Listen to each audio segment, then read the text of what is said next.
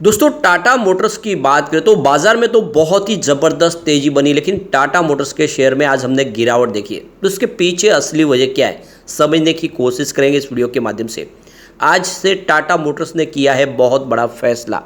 क्या है वो फैसला, उसको समझने की कोशिश करेंगे। टाटा मोटर्स जिसने पिछले 2 क्वार्टर में बहुत ही ज़बरदस्त प्रदर्शन किया है। जो कंपनी लगातार लॉस में थी वो प्रॉफिट में आ चुकी है और बहुत जल्द पूरी तरह से डेट फ्री भी होने वाली है। आप ये समझ ही सकते हो कि ईवी सेगमेंट में तो कंपनी ऑलरेडी नंबर 1 बन चुकी है और आप लग्जरी सेगमेंट में इसका जो बिजनेस है इंटरनेशनल मार्केट में वो भी बहुत ही शानदार प्रदर्शन कर रहा है। और ऐसे में आने वाले समय ये कई नए टारगेट हमारे सामने ला के दिखा सकता है। तो क्या इस समय हमें टाटा मोटर्स में इन्वेस्टमेंट करना चाहिए? वैसे इस स्टॉक ने लोगों को मल्टी बैग रिटर्न ऑलरेडी दे दिया है। अगर जिसने भी 2-3 साल पहले निवेश किया होगा तो वो मालामाल हो चुका है, लेकिन आने वाले समय इससे ज़बरदस्त तेज़ी आ सकती है और उसके पीछे की जो वजह है उसको भी समझने की कोशिश करेंगे। लेकिन फ्रेंड, उससे पहले अगर आप पहली बार हमारे चैनल पे आए तो चैनल को सब्सक्राइब कर दीजिए, एक बेल आइकॉन दबा दीजिए ताकि जब भी नया वीडियो बने पहला नोटिफिकेशन आपको मिले। वीडियो पसंद आए तो लाइक शेयर जरूर कीजिए। चलो फ्रेंड्स, वीडियो स्टार्ट करते हैं। मैं हूँ आपका दोस्त एस.बी. दवे और हमारे अपने चैनल ऑनलाइन कमाई में आपका बहुत बहुत स्वागत है। सबसे पहले बाजार की बात करें तो आज BSE सेंसेक्स 66,589 के स्तर पे क्लोजिंग दिया, जहाँ पे 529 पॉइंट की बम्पर तेजी देखने को मिली, यानी 0.80% BSE सेंसेक्स दौड़ा और बाजार ऑल टाइम हाई पे ज़बरदस्त तेजी बनी हुई है। लेकिन निफ्टी ऑटो में आज गिरावट थी, 15,526 के स्तर पे देख सकते हो 0.32% की गिरावट थी। तो बाजार में भले ही 550 पॉइंट की तेजी हो, लेकिन निफ्टी ऑटो ने आज प्रदर्शन अच्छा नहीं किया, वहाँ पे गिरावट थी और नतीजा ये रहा कि आज हमें टाटा मोटर्स में भी गिरावट देखने को मिली। तो पूरा ऑटो इंडेक्स आज दबाव में था। टाटा मोटर्स की बात की स्टॉक की शुरुआत पॉजिटिव हुई 626 पर, क्लोजिंग थी फ्राइडे को 624 की और 627 का हाई भी बनाने। कुछ समय के लिए स्टॉक आपको थोड़ा सा तेज़ी से आगे जाता वो दिखाई देगा, लेकिन जैसे ही ऑटो इंडेक्स में दबाव शुरू हुआ स्टॉक भी नीचे आया और ऑलरेडी बहुत ज़्यादा दौड़ चुका था, तो प्रॉफिट बुकिंग तो लाजमी है। तो 617 का इसने लो बनाया और अंत में क्लोजिंग 619 पर ही, जहाँ पे 0.94% यानी लगभग 1% की गिरावट देखने को मिली, जितनी निफ्टी ऑटो में थी। लेकिन ये देख सकते हो कि 3 अप्रैल 2020 को कोरोना काल में 65 के आसपास स्टॉक था, बहुत नीचे, लेकिन वहाँ से जो दौड़ना शुरू हुआ तो इसने एक ज़बरदस्त रिटर्न दिया लोगों को। करीब आप समझ सकते हो कि 2021 में ये 500 के आसपास पहुँच गया था, यानी बहुत ज़बरदस्त रिटर्न दिया। उसके बाद में कुछ करेक्शन भी शुरू हुआ, लेकिन अब ये आप स्टॉक देख सकते हो कि फिर से दौड़ना शुरू हो गया है। पिछले एक साल के हिसाब से यहाँ पे रिटर्न देखें तो करीब 37% पॉजिटिव रिटर्न है। 450 के आसपास जो स्टॉक था अब वो लगभग 619 तक आ चुका है। सिर्फ 6 मंथ की भी बात करें तो 51% का इसने बम्पर रिटर्न दिया है, यानी स्टॉक 6 महीने पहले 403 के आसपास था। यहाँ पे 1 मंथ की भी बात करें तो स्टॉक में 9.35% की तेज़ी देखने को मिल रही है, यानी एक तरफा माहौल पॉजिटिव बना हुआ। लेकिन पिछले 5 दिन के हिसाब से देखो 0.69% की गिरावट है। तो ऊपर के लेवल से प्रॉफिट बुकिंग हावी हो रही है और ये होना भी चाहिए, क्योंकि बहुत अच्छा स्टॉक दौड़ा है। आप ये देख ही सकते हो कि इसका 52 वीक का लो 375 का है, लेकिन हाई 634 का है और अब आप देख सकते स्टॉक 618 के आसपास है। तो थोड़ी प्रॉफिट बुकिंग होगी, उसके बाद स्टॉक फिर से दौड़ना जरूर शुरू हो जाएगा। अब आप देख सकते हो कि आज एफआई ने बाजार में प्रॉफिट बुकिंग नहीं की है बल्कि खरीदारी की है, लेकिन बहुत कम है उनकी खरीदारी। आप ये देख ही सकते हो कि 8,286 करोड़ रुपये का नया इन्वेस्टमेंट है, सामने 8,213 करोड़ रुपये की उन्होंने बिकवाली की है। इस तरह से उनका जो खरीदारी का आंकड़ा निकल के आ रहा है वो 73 करोड़ रुपये का है। तो आप देख सकते हो कि बिकवाल नहीं है, वो खरीदार है, लेकिन आंकड़ा आज कम है। और इस महीने पूरा उन्होंने 14,655 करोड़ रुपये की खरीदारी कर ली है। तो ये काफ़ी अच्छी बात है। एफआई बाजार में अभी भी बायर बने हुए। आज डीआई ने फिर से बाजार में खरीदारी की, ये अच्छी बात है। आप देख सकते हो कि 7,180 रुपये की उनकी खरीदारी है, लेकिन सामने 7,118 करोड़ रुपये की बिकवाली की है। इस तरह से उनका जो खरीदारी का आंकड़ा है वो 64 करोड़ रुपये का है और ये बड़ी अच्छी बात है कि आज एफआई डीआई दोनों ने ही बाजार में खरीदारी की, भले ही आंकड़ा कम हो। अब यहाँ पे देख सकते हो कि आज से टाटा मोटर्स ने अपने ईवी व्हीकल की जो प्राइस है उसमें बढ़ोतरी कर दी है। तो टाटा मोटर ने अपने ICE और इलेक्ट्रिक मॉडल में सब में आज प्राइस की बढ़ोतरी कर ली है और आप ये देखते हो कि जो प्राइस हाइक है वो 0.6% के आसपास है। अलग अलग मॉडल के हिसाब से अलग अलग प्राइस बढ़ाई गई है और आज से यानी 17 जुलाई से यह लागू हो चुकी है। तो इसके पीछे वजह है कि इनपुट कॉस्ट लगातार बढ़ी है, तो जो खर्च बढ़ने की वजह से उसको एवरेज करने के लिए लॉस ना हो कंपनी को, इसलिए इन्होंने प्राइस को बढ़ा दिया है।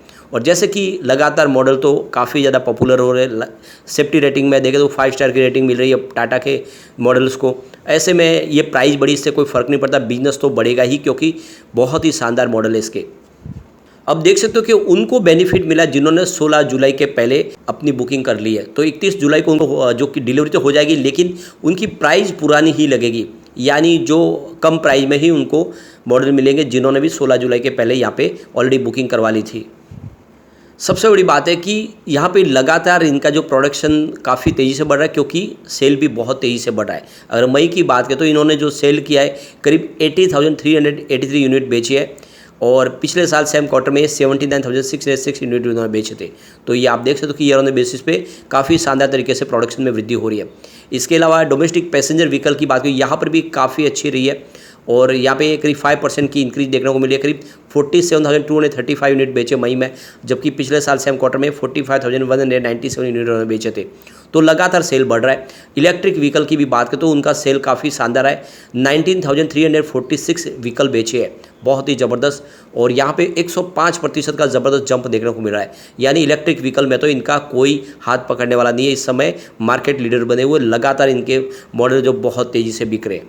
पैसेंजर व्हीकल के मामले में देखो तो पूरे इंडिया के अंदर सेकंड पोजीशन पे मारुति सुजुकी के बाद में, यानी बहुत तेज़ी से अपने मार्केट शेयर को वो बढ़ा रहे, और ये इशारा है कि आने वाले समय में टाटा मोटर्स यहाँ पे रुकेगा नहीं। इन्होंने अपने प्रोडक्शन की कैपेसिटी को भी बढ़ाया। इसके पीछे वजह कि सानन का जो फोर्ड का प्लांट था, अब वहाँ पे इनका प्रोडक्शन शुरू हुआ है, और आप देख सकते हो कि 3 लाख यूनिट पर एनुअल यहाँ पे उससे प्रोडक्शन होगा, और ये इनकी वृद्धि और हो जाएगी। तो ये काफ़ी अच्छी बात है। इसके अलावा आप देख सकते हो कि ये बिजनेस जो लगातार बढ़ रहा है, मार्च 2022 में जहाँ पे इनका रेवेन्यू 78,439 करोड़ के आसपास था, वो मार्च 2023 में बढ़ के 1,05,930 करोड़ तक पहुँच गया, यानी एक तरफा बिजनेस बढ़ रहा है, और कंपनी आ गई है प्रॉफिट में। मार्च 2022 में जहाँ पे 1,033 करोड़ का लॉस था, मार्च 2023 में वो 5,408 करोड़ के प्रॉफिट में बदल गया, और पिछले 2 क्वार्टर से प्रॉफिट बहुत तेज़ी से बढ़ रहा है, और इस बार प्रॉफिट और तेज़ी से बढ़ेगा, ये पूरा अंदाजा है। और जिस तरह से बिजनेस बढ़ रहा है उस हिसाब से कह सकते हैं कि ये स्टॉक आने वाले समय में कुछ नए टारगेट हमें दिखा सकता है। वैसे 2019 की बात करें, कंपनी का जो रेवेन्यू था वो करीब देख सकते हो कि 3,01,938 करोड़ के आसपास था।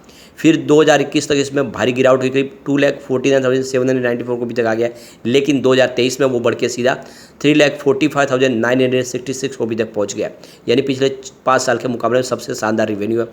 प्रॉफिट की भी बात करें, 2019 में कंपनी को 28,930 करोड़ का बहुत भारी लॉस था, और आप देख सकते हो कि ये लॉस 2022 तक घट के 11,234 करोड़ तक पहुंच गया, लेकिन इस बार 2023 में 2,353 करोड़ का ज़बरदस्त प्रॉफिट हो गया है। और इस हिसाब से जिस तरह से कंपनी प्रॉफिट में आई है, इस पैसे का इस्तेमाल करके वो अपने कर्ज को कम कर लेगी, और आने वाले समय कंपनी पूरी तरह से कर्ज मुक्त होगी, क्योंकि उन्होंने अपना टारगेट सेट किया 2024 तक कर्ज मुक्त होने का। ईपीएस में ज़बरदस्त वृद्धि हुई है, जहाँ पे 2019 में -84.89 रुपीज़ के आसपास था, वो 2023 में 6.29 रुपीज़ के आसपास आ गया है। तो लोगों को काफ़ी ज़्यादा फायदा होना शुरू हो चुका है।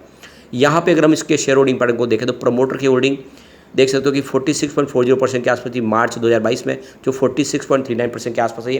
तो मामूली सी होल्डिंग प्रमोटर की आपको कम होती हुई दिखाई देगी, और गिरवी शेयर है 1.82% की, जो बहुत ही एक छोटी सी अमाउंट है। यहाँ पे एफआई की बात करें, उन्होंने अपनी होल्डिंग को बढ़ाया मार्च 2022 में, जहाँ पे 14.45% के आसपास होल्डिंग थी, वो मार्च 2023 में बढ़ के 15.34% के आसपास आ गई। तो एफआई ने जम के खरीदारी की है टाटा मोटर्स में। डीआई ने भी बहुत ज़बरदस्त खरीदारी की है मार्च 2022 में, जहाँ पे उनकी 14.53% के आसपास होल्डिंग थी, वो मार्च 2023 में बढ़ के 19.39% के आसपास आ गई है। यहाँ पे जो होल्डिंग घटी था वो सिर्फ है जनरल पब्लिक। मार्च 2022 में जहाँ पे 24.62% की होल्डिंग थी, वो घट के मार्च 2023 में 18.85% के आसपास आ गई है। तो ऐसे में आपको बिल्कुल बिना डरे निवेश करना चाहिए। यहाँ पे एक और आंकड़ा है, वो है अदर्स का। दिसंबर में 0.01% की होल्डिंग थी, जो मार्च 2023 में बढ़ के 0.03% के आसपास आ गई है। ऐसे में स्टॉक कमाल करेगा, और आने वाले समय आपको एक डेफिनेटली बहुत अच्छा रिटर्न दे सकता है। यहाँ पे सबसे जो बड़ी बात है कि आने वाले समय स्टॉक नए टारगेट दिखा सकता है। जिस तरह से तेज़ी से कारोबार बढ़ना शुरू हुआ है, और आप ये देख सकते हो कि कोरोना काल के बाद 3 साल में जो स्टॉक 65 के आसपास था, वो 600 तक जा सकता है। तो आने वाले निकट भविष्य में 5 साल में स्टॉक 2500 को भी टच कर सकता है। इसके अंदर वो पोटेंशियल है, क्योंकि कंपनी जब कर्ज मुक्त हो जाएगी तो तेज़ी से अपने कारोबार को आगे बढ़ाएगी, और इनका जेलर का बिजनेस भी बहुत शानदार प्रदर्शन कर रहा है। ऐसे में ये स्टॉक आने वाले समय आपको मालामाल कर सकता है। यहाँ पे कम्युनिटी सेंटिमेंट भी स्टॉक के साथ बना हुआ है। 90% बाई की कॉल है, 7% सेल की कॉल है, 3% होल्ड की कॉल है। इसका मतलब 100 में से 93% लोग इसको लेना पसंद करें, तो आप भी इसमें इन्वेस्टमेंट कर सकते हैं। ये बहुत अच्छा स्टॉक है टाटा ग्रुप का। लेकिन फ्रेंड, कोई भी इन्वेस्टमेंट करने से पहले अपने फाइनेंशियल एडवाइजर से बड़े ले ले या अपना खुद का रिसर्च करें, क्योंकि मैंने वीडियो आपके एजुकेशनल पर्पज़ के लिए ही बनाया। वीडियो पसंद आए तो लाइक से जो कीजिए और चैनल को सब्सक्राइब कर दीजिए। Thank you friend.